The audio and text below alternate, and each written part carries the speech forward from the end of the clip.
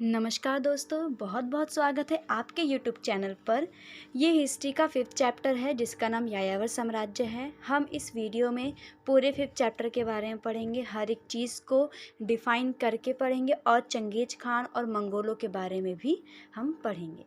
तो ये वीडियो आपके लिए बहुत इम्पोर्टेंट है, इसको आराम से देखना, पूरा देखना वीडियो और चैनल को सब्सक्राइब ज़रूर कर देना और अच्छी लगे तो लाइक कर देना।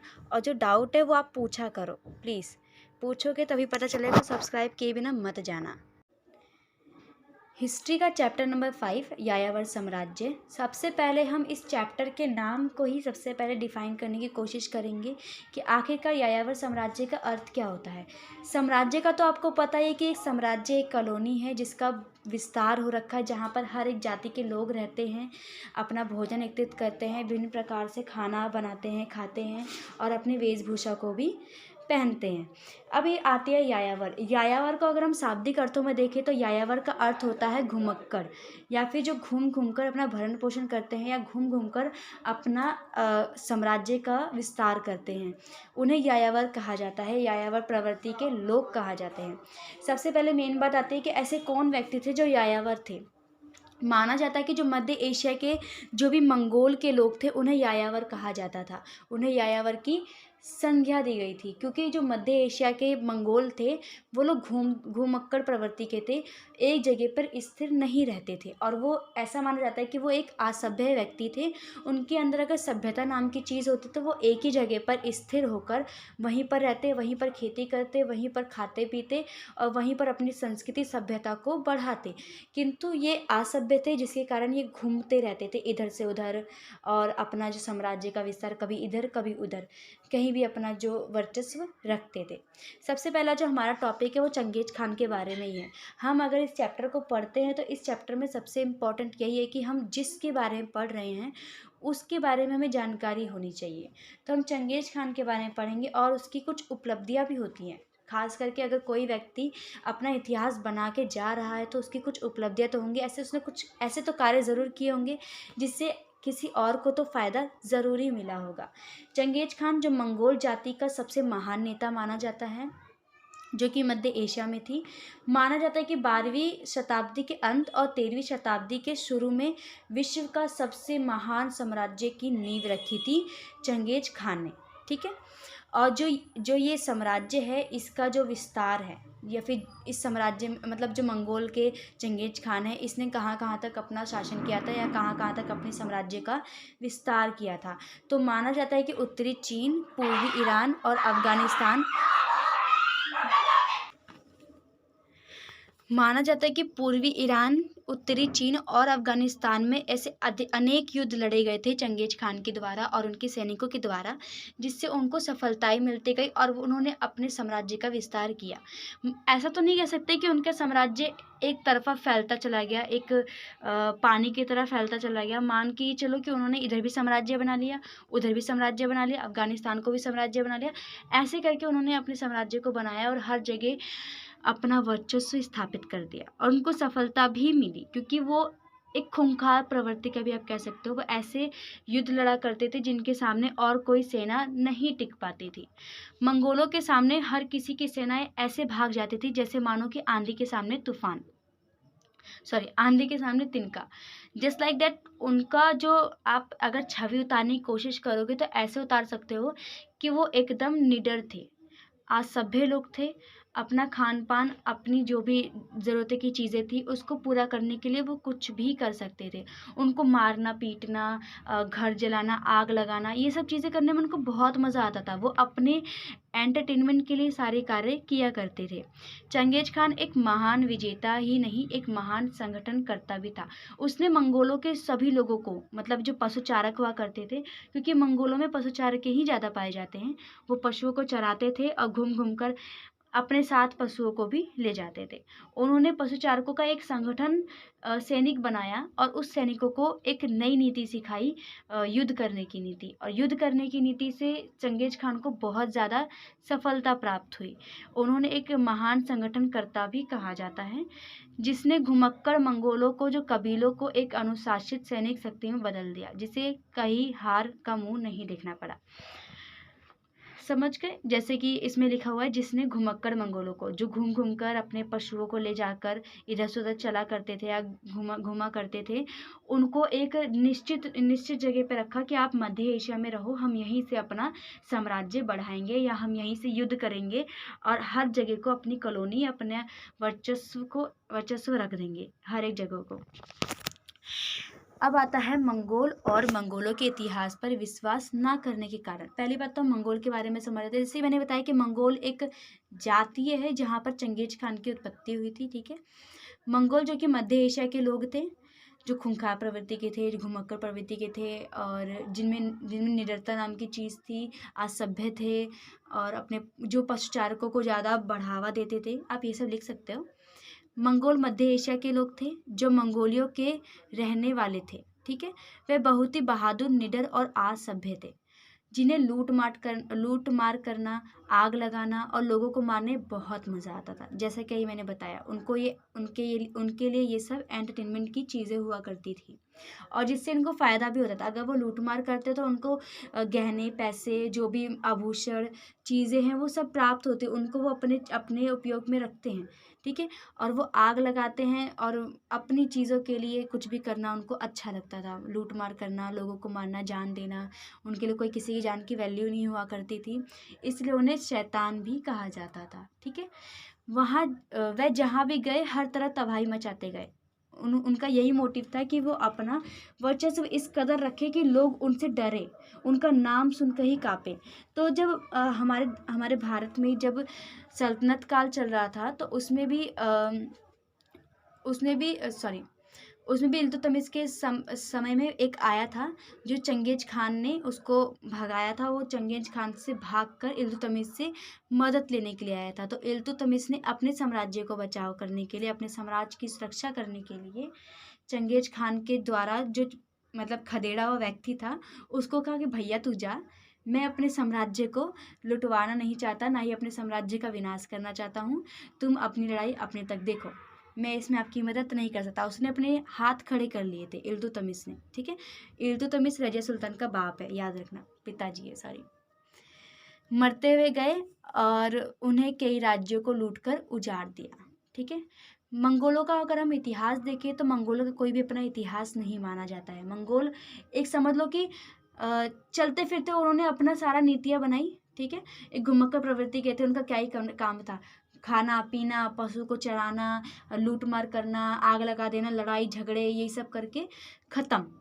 बट लेकिन जो उनका कोई ऐसा इतिहास नहीं माना जाता है, मंगोलों का अपना कोई भी इतिहास नहीं था, बल्कि उनके बारे में हमें इतिवृत्तों, ठीक है, यात्रा वृत्तांत, जो भी उस टाइम पे पीरियड में जो यात्री हुआ करते थे उनके द्वारा लिखे गए वृत्तांत और नगर के दस्तावेज, नगर के उस दस्तावेज की बात हो रही है जहाँ पर चंगेज खान और उसके सैनिकों ने लूट मार की थी, वहाँ के दस्तावेजों से जानकारी प्राप्त होती है। ठीक है, इन स्रोतों में जो सूचनाएं दी गई हैं उनमें भेदभाव को दर्शाया गया है।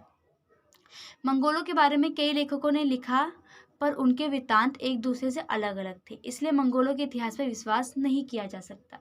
अगर आपसे पूछा जाए, मतलब आप लिख सकते हो मंगोलों के बारे में, चंगेज खान के बारे में, अगर आपको डायरेक्ट से चंगेज खान के बारे में लिखना हो, विवरण देना हो, तो आप ये प्रॉपर सीक्वेंस में लिख सकते हो। ठीक है, बहुत हेल्पफुल है आपके लिए। चंगेज खान ने मंगोलों पशुचारकों को एक महान सैनिक शक्ति में बदल दिया। अब मैंने जैसे आपको बताया था कि वो घुमक्कड़ प्रवृत्ति के थे, अब उनको एक कबीले में रख दिया। ठीक है, अनुशासित कर दिया, एक अनुशासन में बांध दिया कि हमको एक साथ रहना, संगठन बना के रहना है, ताकि हम अलग अलग राज्यों में शासन कर सके, अपना डर सबके दिल में बसा सके। तो चंगेज खान तो वैसे भी एक अव्वल दर्जे का संगठनकर्ता माना जाता है, क्योंकि उसकी जो बातें हुआ करती थी ना बहुत ज़्यादा ना अट्रैक्टिव थी, लोगों को ना अपनी ओर खींचा करती थी कि चंगेज खान ने बोला है हमें तो ये करना ही पड़ेगा, चंगेज खान ये है, चंगेज खान हमारे लिए वो है। लेकिन जिनके पास लूट मार करते थे उनके लिए चंगेज खान एक बुरा नेता और बुरा संगठनकर्ता माना जाता था, क्योंकि उन्होंने उस देश को या उस राज्य को पूरा उजाड़ दिया था लूट कर। ठीक है, उसने शीघ्र ये जान लिया कि यदि उसे एक विशाल साम्राज्य की स्थापना करनी है तो मंगोल कबीलों को सेना में परिवर्तित करना होगा। ठीक है, इसलिए उसने मंगोल पशुचारकों को सैनिक बनाने के लिए अनेक कदम उठाए। पहला कदम ये उठाया कि चंगेज खान ने अपनी योग्यता का प्रयोग करते हुए मंगोलों को युद्ध करने की नीति सिखाई, क्योंकि चंगेज खान को एक महान नेता माना जाता है, महान संगठनकर्ता माना जाता है और एक सैनिक भी क्योंकि एक निडर है भैया वो, मतलब डरता नहीं है किसी से भी, ताकतवर भी है, अपने बल का प्रयोग करना जानता है और उसके अंदर बुद्धिमत्ता भी थी बहुत। ठीक है गाइस, तो बुद्धिमत्ता का प्रयोग करके उसने युद्ध करने की नीति सीखी और लोगों को सिखाई, और कुछ जो गड़बड़ करता था उसके लिए वो कभी भी अफसोस वाली फीलिंग नहीं करता था। ठीक है, चंगेज खान ने तीरंदाजों की अलग से यानी टुकड़ियां तैयार कर ली जो घोड़ों पर सवार होकर तेजी से बाण का प्रयोग कर सकते थे। अगर युद्ध होता है तो घोड़ों पर सवार होकर तीर बांध से लोगों को घायल करना, इसकी भी नीति उन्होंने सिखाई, कैसे लोगों को अपना निशाना साधा जाता है। चंगेज खान ने घुड़सवार लोगों दास्तों को आसपास के भूभाग और मौसम की जानकारी से परिचित करवाया ताकि वे हर भौगोलिक परिस्थिति में लड़ सके। ठीक है, उन्होंने क्योंकि वो मध्य एशिया के रहने वाले हैं, उन्होंने हर एक भौगोलिक स्थिति से परिचित कराया जिससे मंगोल एक सुव्यवस्थित ढंग से युद्ध भी लड़ सके और अपने सेहत का ध्यान भी रख सके। उसकी ऐसी कई सारी नीतियाँ थी जिससे उन्होंने अपने साम्राज्य का और अपने सैनिकों का बहुत आगे तक साथ दिया था। अपनी नीतियों के कारण ही उन्हें बर्फ में ढकी नदियों को मार्ग की तरह प्रयोग करने का परीक्षण दिया। उसने अपने सैनिकों को घेराबंदी और बमबारी से परिचित कराया ताकि उसकी सेना मजबूत हो सके। अब आप खुद ही देख लो कि उसने अपने सैनिकों को कैसे मजबूत किया, उसने खुद ही गाइड किया है, खुद ही सब कुछ किया है, और अब देखो अपने सैनिकों को कैसे सिखा रहा है कि आप युद्ध में कैसे लड़ सकते हो बिना आपको हानि पहुंचाए। उसने घेराबंदी करना, बमबारी, बम, ये सारी नीतियाँ सिखाई, कैसे मार्ग दिखाया जा सकता है, कैसे हम अलग अलग परिस्थितियों में लड़ सकते हैं, ठंडी हो या गर्मी हो, अलग अलग सीजन में। मंगोलों की सामाजिक स्थिति। मंगोलों के जो सामाजिक समुदाय होते थे, समाज में एक अलग तरीके से संगठन बनाकर रखते थे। ये समुदाय या तो पशुचालक होते थे या फिर शिकारी, और अधिकतर मंगोल पशुचालक ही माने जाते थे क्योंकि वो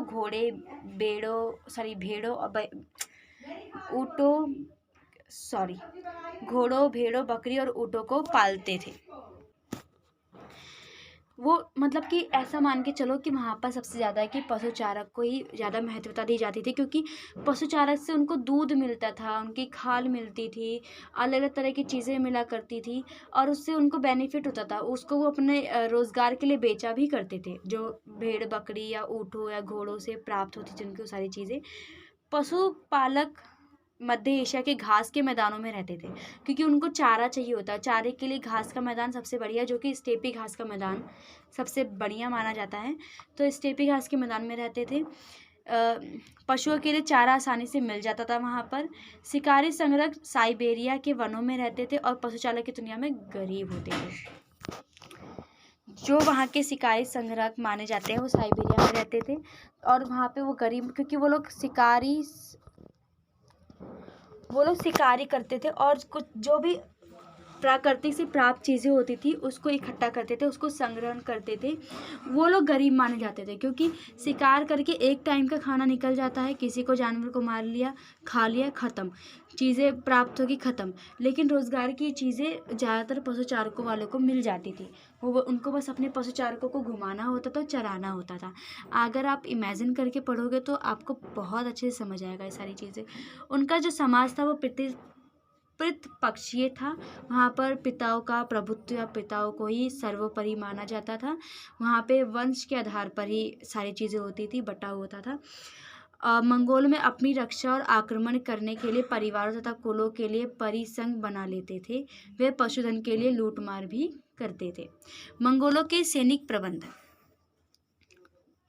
उनका जो प्रत्येक व्यवसाय होता था हथियारबंद होता था। अगर किसी का एक फैमिली है या किसी का एक कबीला है तो वहाँ पर अनेक हथियारबंद मिलेंगे, अनेक सैनिक मिलेंगे कि उस साम्राज्य या उस कबीले की रक्षा करने के लिए।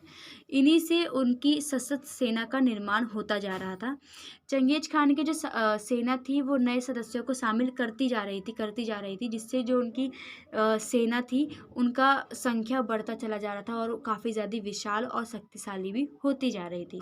चंगेज खान मान के चंगेज खान जो था उसने ना हर एक तरह के लोगों को एक्सेप्ट किया कि आओ कोई बात नहीं, सैनिक बनो, हमारे सैनिक में आओ, शामिल हो और युद्ध लड़ो और साम्राज्य का विस्तार करने में हमारी मदद करो। चंगेज खान ने अपनी सेना को स्टेपी क्षेत्रों की पुरानी दशमलव प्रणाली के अनुसार गठित किया था, ठीक है, जिसके अंतर्गत कई कबीलों की सैनिक टुकड़ी एक साथ शामिल किया जाता था। सैनिकों की सबसे बड़ी जो इकाई थी वो 10,000 सैनिकों की थी और इसको नोयान कहा जाता है। अगर आपसे पेपर में पूछा जाए नोयान क्या कहा जाता है तो बता देना कि चंगेज खान की इकाई लगभग 10,000 की सैनिक थी जिसे नोयान कहा जाता था। ये एक कप्तान के अधीन कार्य करती थी, मतलब कि 10,000 सैनिक है, उनके ऊपर एक कप्तान होता था और उनके अधीन ये सारे कार्य करते थे या सारे युद्ध लड़ने में अपनी भूमिका निभाते थे। अब हमारा जो नेक्स्ट टॉपिक आता है वो है मंगोलों के लिए व्यापार इतना महत्वपूर्ण क्यों था। क्योंकि वो तो लूटपाट करते थे और लोगों को मारते थे, लोगों को लूटते थे और उनके लिए व्यापार की क्या ही ज़रूरत पड़ती होगी, बट लेकिन उनके लिए व्यापार होता था। सब लोग युद्ध करके या लूटमार करके नहीं जी सकते हैं, औरों के लिए भी व्यापार ज़रूरी है, इसलिए व्यापार करना उनके लिए बहुत ज़्यादा इम्पोर्टेंट माना जाता था। इस व्यापार ने चीन की अर्थव्यवस्था और राजनीति पर क्या प्रभाव डाला। मध्य एशिया में और एशिया के अंतर्गत ही चीन है, ठीक है। अब हम सबसे पहले पढ़ेंगे मंगोलों के लिए व्यापार का महत्व। अधिकतर मंगोल लोग पशुपालक थे, ठीक है, इसलिए उन्हें कृषि उत्पादक की प्राप्ति के लिए व्यापार पर निर्भर रहना पड़ता था। क्योंकि वो पशुचारण करते थे, पशुपालन करते थे, तो उनका कृषि पर कोई भी ध्यान नहीं जाता था, इसलिए उनको व्यापार करना पड़ता था। अनाज लेने के लिए, अनाज प्राप्त करने के लिए वे घोड़ों, पशुओं, शिकार की अदला बदली कर लेते थे, ठीक है। मध्य एशिया के जो स्टेपी प्रदेश है जहाँ पर मंगोल रहते थे वहाँ अनेक हरी भरी घास के मैदान पाई जाती है, जहाँ से खेती करना आसान नहीं माना जाता है, बहुत कठिन माना जाता है। इसलिए खेती उत्पादों को प्राप्त करने के लिए उन्हें व्यापार का सहारा लेना पड़ा, क्योंकि वो लोग स्टेपी घास के मैदान में रहते थे अपने पशुओं के साथ, ठीक है। और वहीं पर ही उन्होंने चंगेज खान ने भी अपनी सैनिक टुकड़ियों को दशमलव प्रणाली सिखाई थी, जिसके कारण वहाँ पर क्योंकि वहाँ पर पशु चारक जो होते हैं वो अपने पशुओं को चारा खिलाते हैं स्टेपी घास के मैदान में, तो वहाँ पे खेती करना असंभव माना जाता है, इसीलिए वो व्यापार करते ताकि उनको अनाज मिल सके, वो भी 2 वक्त की रोटी खा सके और जिंदा रह ले। जलवायु के अत्यधिक ठंडा या गर्म होने के कारण खेती करना केवल कुछ समय के लिए ही संभव था, इसलिए खाद्य उत्पादों और लोहे के उपकरण के लिए उन्हें चीन वासियों के पास जाना पड़ता था। इसलिए मंगोलों के लिए व्यापार बहुत ज़्यादा इम्पोर्टेंट होता था, मतलब कि वहाँ पर ठंडी, गर्मी, बरसात, इस चक्कर में वो व्यापार मतलब खेती नहीं कर पाते थे। लगता है खेती में उनका दिमाग कम पड़ जाता है मारने और लूटपाट में नहीं है, खेती करने में दिमाग कम पड़ जाता है, इसलिए वो चीन पर निर्भर रहते थे और चीन से ही जो भी लोहे के उपकरण या खाद्य उत्पाद वहाँ से प्राप्त करते थे, अपने घोड़ों, ऊँटों, भेड़ों, बकरियों को अदला बदली करके बेच कर, ठीक है। उसके बदले वो अनाज लेते थे, फिर वो बनाते थे, फिर वो खाते थे। चीन के अर्थव्यवस्था और राजनीतिक पर प्रभाव। मंगोल लोग चीन के साथ व्यापार तो करते थे, ठीक है, लेकिन कभी कभी ये लोग व्यापारिक संबंधों की उपेक्षा करके लूटपाट भी करने लगते थे। मतलब कि वही है ना कि जब शुरू से लूटपाट करते आए हैं तो शरीफ से सभ्य बनकर कोई कैसे बात कर सकता है। व्यापार तो करते ही थे तो माना जाता व्यापार करते थे, लेकिन कभी कभी जब उनका मत्था सिनकता था ना तो ये लोग लूटपाट करके सारी चीज़ें अपने अंडर रख लेते थे कि भैया हमें कुछ तो मिले, जिससे चीन को बहुत क्षति होती थी, हानि पहुंचती थी चीन को, क्योंकि उनका जो नुकसान होता था, लूट मार करके लेके चले गए, ऊपर से लूट मार किए, मार के भी चले गए 1-2 बार इसलिए उनको हानि पहुंचती थी और मंगोलों को लूटमार और सीमाओं पर संघर्ष के कारण अपनी प्रजा किलेबंदी शुरू कर दी। मतलब कि आप चीन में देखोगे, चीन में एक बहुत लंबी दीवार बनी पड़ी है ना, आपके बुक में भी दिखा होगा। वो चीन की दीवार चंगेज खान से बचने के लिए ही बनाई गई थी, क्योंकि वो कभी भी उठकर आ जाते थे मुंह उठा के, अरे चलो भैया चीन में लूट मार करेंगे, चलो भैया चीन को लूट कर आएंगे, इसलिए उन्होंने दीवार खड़ी करी ताकि मंगोलवासी चीन के अंदर ना आ सके और ना ही उनको लूट सके। अब जब लूटते हैं ना तो बड़ी बर्बादी होती है और विश्व में बेइज्जती भी होती है, अब बेइज्जती सही नहीं जाती भैया यहाँ पे, इसलिए उन्होंने एक चीन की एक बड़ी दीवार बनवा दी, ठीक है। और ये दीवार रक्षा के लिए चीनी शासकों ने अपने साम्राज्य की 21वीं शताब्दी ईसा पूर्व में साम्राज्य की रक्षा के लिए बनवाई गई और आज ये दीवार पूरे विश्व में चीन की महान दीवार के नाम से जाना जाता है। महान दीवार, क्योंकि चीन ने अपने आप को मंगोलों से सेव किया था इस दीवार के ज़रिए। ठीक है, याद रखना, बहुत अच्छा है वैसे ये टॉपिक। चंगेज खान की सैनिक उपलब्धियाँ। चंगेज खान ने 1209 में चीन के उत्तर पश्चिम प्रांतों को पराजित किया, हरा दिया। मतलब चीन के एक तो उत्तर और एक पश्चिम वाले हिस्से को हरा दिया। गए होंगे घोड़ा गाड़ी लेकर लड़ने के लिए, तो हरा दिए, अब जीत गए चीन का उत्तरी और पश्चिमी इलाका, अब वहाँ पर रहने लग गए। 1213 में चीन की महान दीवार को पार किया। ले भैया, तुमने चीन की दीवार बनाई और इन्होंने पार कर दी। और 1512 में पैकिंग नगर को लूट लिया। उत्तरी चीन के कई क्षेत्रों के विरुद्ध अभियान चलाए और उन्हें पराजित किए। मतलब मान के चलो, उन्होंने चीन को ना प्रॉपर तरीके से लूटना शुरू कर दिया था। तुमने दीवार क्या खड़ी करी, तुम्हारा तो अब सब कुछ गया। 1218 तक मंगोल साम्राज्य तुरान, ख्वारिज्म आदि राज्यों तक फैल गया था। ख्वारिज्म के शासक द्वारा मंगोल दूतों का वध करने के कारण उस पर अनेक आक्रमण हुए। अब हम चंगेज खान की सफलता के कारण भी समझ लेते हैं कि ऐसी कौन सी सफलताएं मिली। तो मंगोल ने युद्ध लड़ने की कला का विकास किया। ठीक है, किस प्रकार से युद्ध लड़ा जाता है, सामने वाले कैसे हराया जा सकता है। घुड़सवारों और तीरंगबाजों को विशेष परीक्षण दिया। अलग अलग कैटेगरी में बांट दिया था कि घुड़सवार जो तीरंदाजी करेंगे उनको अलग, और जो ज़मीन पर पैदल युद्ध लड़ेंगे वो अलग, और जो भी उपकरण होते थे लोहे के, उनसे जो हथियार से लड़ेंगे वो लोग अलग अलग कैटेगरीज में बांट दिए गए थे। मंगोली ने हर मौसम और क्षेत्र की जानकारी हासिल करने के प्रत्येक मौसम में युद्ध लड़ना सीखा। अगर ठंड है तो ठंड में कैसे लड़ सके, गर्मी हो तो गर्मी में कैसे लड़ सके। और चंगेज खान की बातों को इनकार नहीं कर सकता था, इतनी ज़्यादा उसकी बातों को उस टाइम पे माना जाता था। चंगेज खान ने घेराबंदी और बमबारी से मंगोलों को परिचित कराया, जिसमें उन्हें विश्व में बहुत बड़ी सफलता हाथ लगी। ये वही वापस सारी चीज़ें हैं कि चंगेज खान ने किस प्रकार से अपने सैनिकों को परीक्षण किया था, सैनिकों को सैनिक प्रबंध कैसे किया था। वही सारे टॉपिक्स में वापस घूम कर आ गए। चाहे आप ये पढ़ो चाहे आप वो पढ़ो, बात बराबर है। मंगोलों की हरकारा पद्धति। हरकारा पद्धति का उद्देश्य साम्राज्य के दूर के क्षेत्रों के साथ संपर्क बनाकर रखना था। ठीक है, हरकारा पद्धति मतलब कि हर एक राज्य से संपर्क बनाने की पद्धति। इसमें एक निश्चित दूरी पर सैनिक चौकियां बनाई गई थी कि मान के चलो 60 किलोमीटर पे चौकी है, फिर वापस 50 किलोमीटर पे चौकी है, जिससे चंगेज खान को संदेश मिल सके। इन चौकियों में बलवान घोड़े और घुड़सवार संदेशवाहक तैनात रहते थे। इस पद्धति के लिए मंगोल अपने घोड़े या अन्य पशुओं का 10वां भाग कर के रूप में देते थे लोगों को। ठीक है, अब आता है यास क्या था। ये बहुत इंपॉर्टेंट है, यास क्या था, इसके अर्थ में परिवर्तन आने के क्या कारण है। तो यास का पहले हम अर्थ देख लेते हैं। यास चंगेज खान द्वारा बनाए गए नियम हैं जो 1206 में लागू किया गया था। शुरू में यास को यासक कहा जाता था, जिसका अर्थ या विधि या आदेश जिसके अनुसार शासन करने के नियम बनाए गए थे। यास को 1206 में लागू किया गया था और ये चंगेज खान के द्वारा लागू किया गया था, जिसका अर्थ माना जाता है आदेश या फिर विधि। ठीक है, जिसके द्वारा हम किसी भी देश में या किसी भी राज्य में शासन कर सकते हैं। अब ऐसा क्या हुआ जिसे यास के अर्थ में परिवर्तन आ गया। 13वीं शताब्दी तक मंगोलों का एक जन समूह था। ठीक है, मंगोलों ने एक विशाल स्थापना की। उन्होंने शहरी समाजों पर शासन किया जिनके अपने इतिहास, संस्कृति और नियम थे। धीरे धीरे मंगोल अपनी साम्राज्य में अल्पसंख्यक होते गए।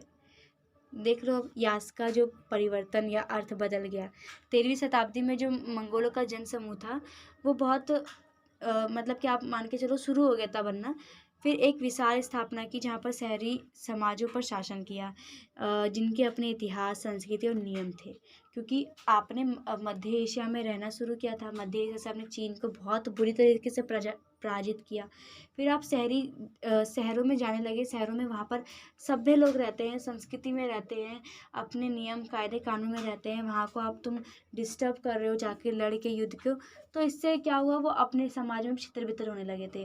कुछ लोग वहाँ कुछ लोग यहाँ, जिसके कारण उनकी जो सैनिक शक्तियाँ थी ना वो भी बढ़ती चली गई और चंगेज खान ना कमज़ोर पड़ने लग गया था। अब ऐसा नहीं कि चंगेज खान ने सिर्फ शासन किया, चंगेज खान के बाद भी उनके बेटे थे 4-5, उनके फिर पोते थे, अलग अलग लोग आते चले गए, वंशज के आधार पर लोग शासन करना चालू करते गए। और इनका जो साम्राज्य था बहुत अलग अलग तरीके से बटा हुआ था, मतलब अपने अपने जाते जाते अपने बच्चों के लिए साम्राज्य को बांटते चले गए कि तुम इतनी क्षेत्र पे तुम शासन करोगे, फिर वहाँ का भाग का तुम शासन करोगे, फिर वहाँ का उधर का तुम करोगे, ऐसे से बांट के चले गए। अब हम यास का महत्व देख सकते हैं। यास महान आस्था रखने वाले मंगोलों को संयुक्त करने में सफल हुआ। यास एक के द्वारा चंगेज खान और वंशजों की निकटता के महत्व को स्वीकार किया गया। यास द्वारा मंगोल को अपनी पहचान बनाए रखने और नियमों को लागू करने में बहुत सहायता मिली। यास से एक विश्वव्यापी मंगोल साम्राज्य की स्थापना में भी सहायता मिली।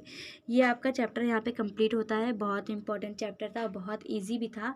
अगर आप इसे सही से इमेजिन करके पढ़ोगे तो आपको बहुत ईजी लगेगा पढ़ने में और अच्छे मार्क्स आ सकते हैं आपसे अगर इस चैप्टर को आप कंप्लीट कर लेते हो। ये चैप्टर यहीं पे ख़त्म होता है। अगर वैसे आप सब्सक्राइब नहीं करते हो, अगर सब्सक्राइब कर दोगे तो ज़्यादा बेटर है। सब्सक्राइब कर देना, जो समझना है आप कमेंट में पूछ सकते हो, और लाइक कर देना। अभी के लिए बाय बाय।